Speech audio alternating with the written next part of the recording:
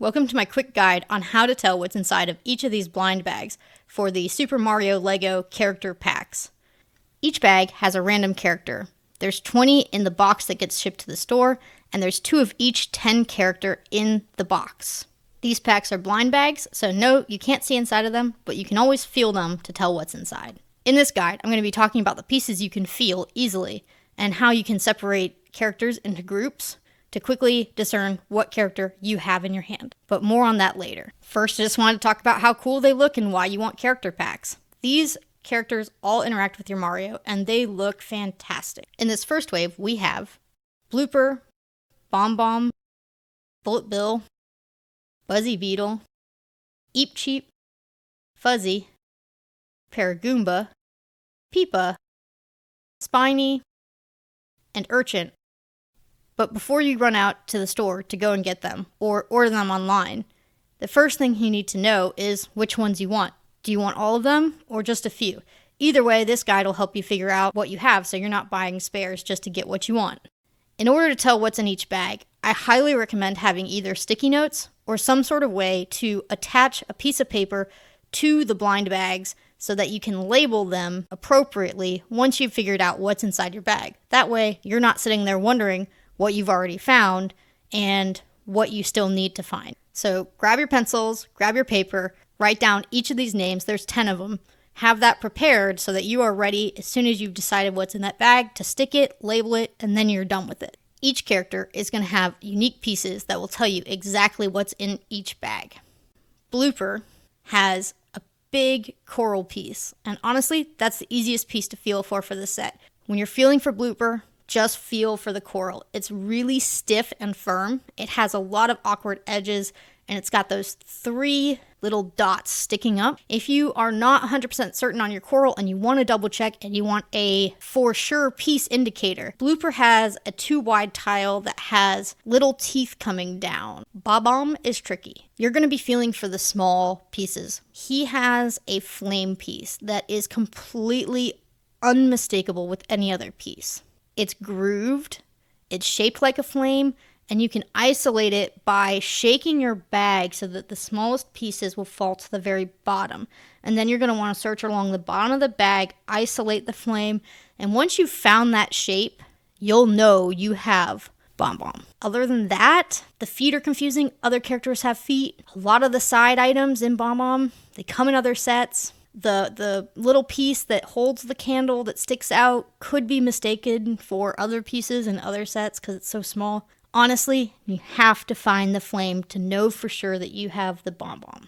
Bullet Bill, some people say go for the headpiece. It's really big, it's round, it's got the 2 pieces on the top, the little studs on the top. It's pretty quickly identifiable by that. It's going to have the stand. Those stand pieces, you can feel for those. There's a nice groove in between. Your thumb will fit into it. You'll know you have that stand piece when you feel it. But for me, I go for the arm pieces. There's 2 of them. You can easily locate an arm, and you know it's it because you're going to slide your nail on the edge of the arm, and you're going to feel for that divot in for the claw of the hand. And when you feel that, you will know that that is definitely the arm, and Bullet Bill is the only one that has the arm. When I was searching, I also felt these really smooth, almost circular tiles that were on the cactus. I felt those a lot. I'm not sure if everybody else will, but those are also a little bit of a giveaway, but I would still locate that arm just to be sure. For Buzzy Beetle, he's easy. He's got a big shell. You can't miss that shell, or you should not miss that shell. And his shell is smooth. I don't know how else to say it. Find the shell, find the smooth shell, and you've got your beetle. The Eep Cheep is also pretty easy to find. You're going to locate those stands. The coral piece that comes with it is flexible. It's not stiff like the Blooper coral. It's really flimsy, and it's the only flimsy pieces in any of the bags. So if you're feeling a lot of bend and give with a long, slender piece, you've got the Eep Cheep. Just to be sure that it's the Eep Cheep, you're going to find the wings. The wings, I think, are really easy to find. They've got those grooves. You just slide your thumb over it. You'll feel the grooves on the wings, and you'll know for sure those are wings. I had a lot of trouble finding Fuzzy. Maybe it's the size of the bag. He doesn't have a lot of discernible pieces. In fact, the most discernible piece is the stand that he's on. And unlike all the other flyers, he only has one stand. So if you're finding stands and you can count the stands and you're sure you found all the stands in a bag and you're only feeling one stand, it's probably a fuzzy. But I also searched for the pokey, spiky, little pyramid type pieces that go on him. You're going to find a lot of those if you have the correct bag, and they're going to be small and they're going to be sharp and you're going to feel it a ton. So if you're feeling tiny pyramids with a bunch of these flat square pieces that are equally small, the really small flat pieces, then you've got yourself the fuzzy. You can be sure of it. Good luck finding fuzzy. The Paragoomba was more challenging for me to find than I thought. You're going to feel really big pyramid tiles. That's actually probably going to be the first piece you find. Those big pyramid tiles, they're bigger than most of the other pieces except for the shells that come in these sets. So that's kind of going to give you a giveaway. And then you're going to want to search for the flying stand. Once you have those two things found and the flying stand, I searched for the cloud for good measure. Got 3 studs on top and it's got a longer, bumpy edge shape. And if you're really, really, really unsure, find the wing. You'll be able to find the wing eventually, but there's a lot of air in the bag that I was feeling. So I had trouble finding his wings, but if you're lucky and you find the wing, awesome. Peepa. Peepa is a ghost to find. He is just as challenging as the Bob-omb. Peepa has very few characteristics to tell you have Peepa. And just like Bob-omb, he's got very few pieces. They're small. They're kind of hard to tell what's going on. For me, to know that you have Peepa, find the bridge pieces. It's 3 across, and it's going to have a bridge. It's going to come down and around. There's 2 of those pieces. Find the bridge piece. You probably have Peepa. For good measure, find his disc face. It's going to be a disc with no studs on top. Other sets are going to have discs, so you have to be careful that there aren't studs on top. But he has the only face that's circular and smooth. If you're feeling a circle with studs sticking out, it's not Peepa. So be careful with this one. Peepa is tough. I know you can find Peepa. Peepa is probably my favorite one out of the whole set, so he's definitely worth the extra trouble to locate him. Spiny, the easiest character. His shell is huge, and unlike Buzzy Beetle, you can feel those spikes. Those little bumps, those white bumps on each side that raise up, you can feel those. If you locate the shell and you feel spikes, you have Spiny. If you don't feel the spikes, you have Buzzy Beetle. The other thing you're going to feel in Spiny's bag are these huge tree pieces. And you want to be careful with those because those are also featured in the Urchin set. So when you locate those huge, big, cylindrical pieces, don't just assume it's Urchin. It could be Spiny. Make sure you find that shell. If you're finding the shell and those big circular pieces, you definitely have yourself a Spiny. He's the easiest to find. You should have no problems with this one. Speaking of Urchin, with Urchin, the first thing you're going to feel are those big cylinder pieces. As long as your set doesn't have a big spiny shell with it, you probably have Urchin. Just to be sure, if you're feeling those big cylindrical pieces, check to see if you can feel the blue cog. That blue cog is a very unique piece. I'm sure you can find it. If you're feeling the big cylindrical pieces and also feeling the little spiky pyramids, you also can tell that you have Urchin that way. Just be sure not to confuse it with the fuzzy, who also has a lot of those same pyramid pieces. But there's enough difference here where I don't think you'll get those confused. Just be careful. Okay, so nobody wants to take forever to find out what's in their bag, so you're going to want to use quick grouping tactics. This wave with 10 pieces has 3 major groups that are easily findable immediately. So the first layer that you're going to try and find is you're going to try and see if there is a stand piece in your bag or a shell in your bag. If it has a stand piece, it can be only one of these 4 flyers. If it has a shell piece, it's going to be one of the 2 turtle type characters. And if you find no shell and no stand, well, then you're dealing with the other 4. Once you've narrowed it down to the 3 groups, anytime you can narrow it down to only 2 possible options, it's time to decide which of the 2 it is. So right off the bat, we only have 2 shell characters. And they're really easy to tell apart. One's going to have the smooth shell, one's going to have the bumps.